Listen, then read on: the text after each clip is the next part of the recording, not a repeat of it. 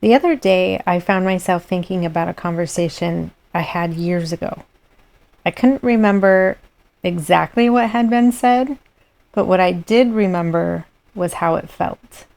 And that caught me off guard. After all this time, it wasn't the words I remembered, it was the feeling. And that stayed with me. Over the next few days, I found myself returning to it. And without really meaning to, I started wondering where so much of the way I communicate came from. The patterns, the reactions, the things I had carried for years without ever stopping to ask where they began. But before we move any further into that reflection today, let's take a moment to slow things down. So get comfortable wherever you are, soften your shoulders, and take a breath with me. Take a slow breath in.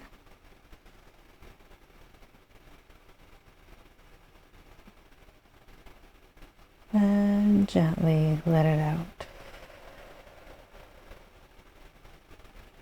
Wherever you are, allow yourself to arrive and walk gently into this space with me. Welcome to Find Your Way to Vibe. I'm Amber, and I'm really glad you're here.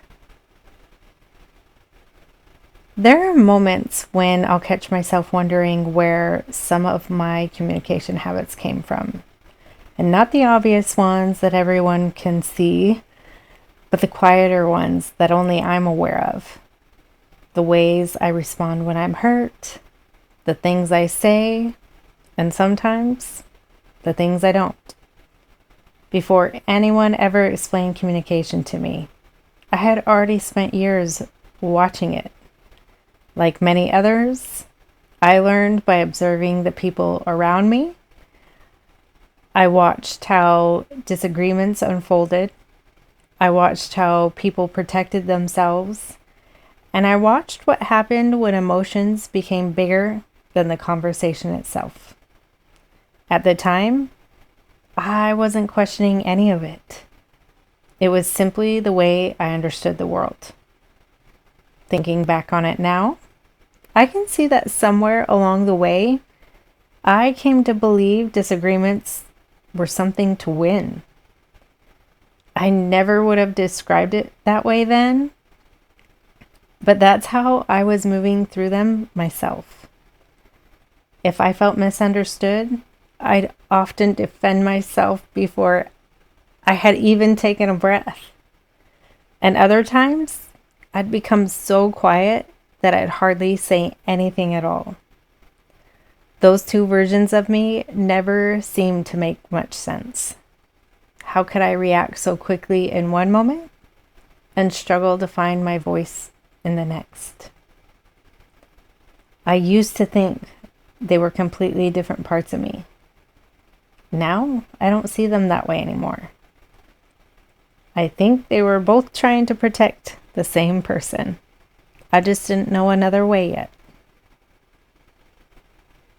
It wasn't until I went back to college that I discovered another way. When it was time to take my communications class, I had signed up for public speaking originally. But the mere thought of standing in front of a room full of people absolutely terrified me. After all, it had been one of my biggest fears for as long as I could remember. So public speaking was quickly a choice I regretted. So I switched into a interpersonal communications class instead. And thinking back on it now, I can't help but smile because the class I almost didn't take quietly changed the way I saw conversations. Up until then, I really didn't question the way I communicated. It was simply the way I learned to move through the conversations. And what surprised me wasn't that someone had handed me a different set of words.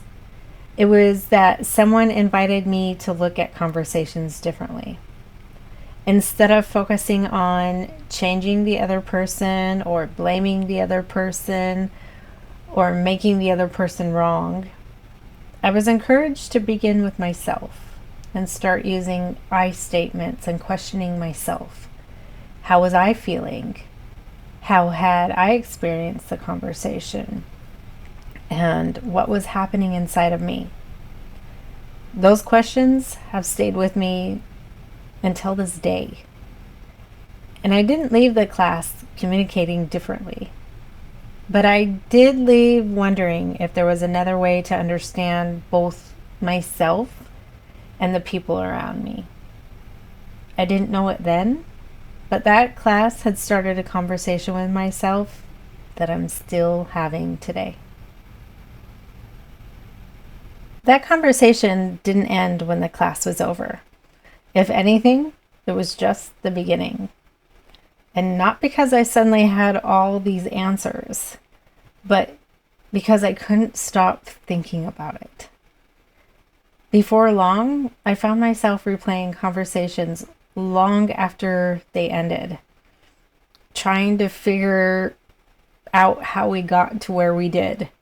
And at first, I thought I was trying to figure out what I should have said. But after a while, I realized I had been asking the wrong question. And instead of wondering what I should have said, I started becoming curious about something else entirely. Why did I react the way I did? Why did I choose that response instead of another? At the time, I wasn't trying to understand any of it. I just knew I needed a little space from the noise. And it wasn't until much later that I realized that those quiet moments were usually when I could finally hear myself again. And it wasn't the replay playing over and over in my mind, but actually myself. Once the noise settled, I found I could look at those conversations a little differently. And instead of trying to decide who was right or wrong, I became more interested in understanding my own part in them. And it wasn't to blame myself, but to understand myself a little better. And that didn't suddenly make difficult conversations easy, but it quietly changed the conversation I was having with myself. And that was the beginning of everything that came next. As those quiet moments became more familiar, I found myself reaching for my notebook more often. When I first started this practice, I wasn't trying to write anything meaningful. I was simply trying to give everything I was carrying somewhere to go, because it got really noisy up in my head. And sometimes the pages looked like letters, others barely looked like anything at all. There were days when all I could do was fill a page with my hurried thoughts or angry scribbles, because that was the only way I knew how to give those feelings somewhere to land. Looking back, I don't think I was trying to get rid of those feelings. I was trying to understand them before they found their way back into conversations that I couldn't take back. The notebook became a place where I could slow everything down, a place where I could come back to a thought without needing to react to it. That was enough. And little by little, the questions began to change. And instead of asking, why did they do that? I found myself wondering, why did that affect me the way that it did? Or why did I react that way? What is this bringing up in me? Some days I'd close a notebook without feeling any different or having any answers. Other days, I came away with more thoughts or one sentence that would stick with me long after I had put it away. And weeks later, or sometimes even years later, I'd read those same words again and notice something I couldn't have seen before. Not because the words had changed, but because I'd simply had more life to walk since I wrote them. The notebook never rushed that process. It was there each time I needed to begin the conversation again. And page by page, I began to understand myself a little differently. And that was enough to keep coming back. There came a point when I realized I didn't need to keep every page I had written. They had given me a place to say the things I wasn't ready or wasn't able to say out loud. But occasionally, I'd gather the pages that no longer served me and that I was ready to let go of. I'd take them outside and I'd watch them burn. And it wasn't about pretending those experiences hadn't happened, because they had. Nothing was going to change that. But for me, it became a quiet way of acknowledging that those conversations had already given me what they could. And by then, the words had done what they needed to do. Keeping those pages no longer served me, so I let them go. And each time I did, I walked away feeling just a little lighter than when I arrived. One of the things that I'm most grateful for today in terms of communication is that life didn't stop teaching me once I began to understand myself a little differently. It just kept finding new ways to continue the conversation. And one of those ways has been through the relationship I'm in today. Sometimes during one of our conversations, I'll catch myself smiling because I realize how different they feel now than they once did. And it's not because we've figured out communication, because we haven't. We're still learning. We're still misunderstanding each other from time to time. And we're still discovering things about ourselves we didn't know yesterday. The difference is that neither of us feels like we have to have all the answers right away. Sometimes one of us will say, I need a little space right now to think about this. We can revisit it later. Years ago, I would have heard those words as someone pulling away. But today, they feel very different. They feel like someone taking the time to understand themselves before returning to the conversation. Those are the moments when I catch myself smiling, because I recognize something I couldn't have seen years ago. That life had been teaching me through every one of those experiences. The conversations, the notebooks, the long walks, the letters I never sent. This relationship didn't replace those lessons. It became another place where they could continue to unfold. Sometimes I'll come across one of those old notebooks while I'm looking for something else, and I'll sit down, flip through a page or two, and before long I'll find myself reminiscing over those words. And I'll read through letters that I never sent or burnt.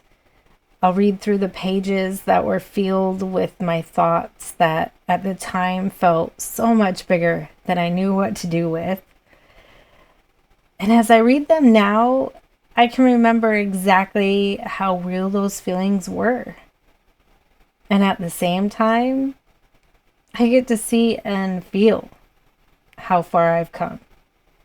That's what I love most about writing things down, is that those notebooks have become something tangible that I can return to and see just how far I've come. Some days I'll read a page and notice something I hadn't seen before. Not because the words have changed, but because I'm not the same person who wrote them. Back then, those conversations, the walks, The quiet moments and the pages all felt like separate pieces of my life. Now, they feel connected, almost as though they were quietly finding one another the whole time. And then I'll close the notebook, put it back on the shelf, smile at the growth that has occurred over the years, and keep on walking. As we step onto the trail of gratitude today, I want you to think about something you've held on to over the years. Maybe it's an old journal, or a photograph, or a letter, or something else that quietly holds a piece of your story. Whatever it is, spend a moment with it.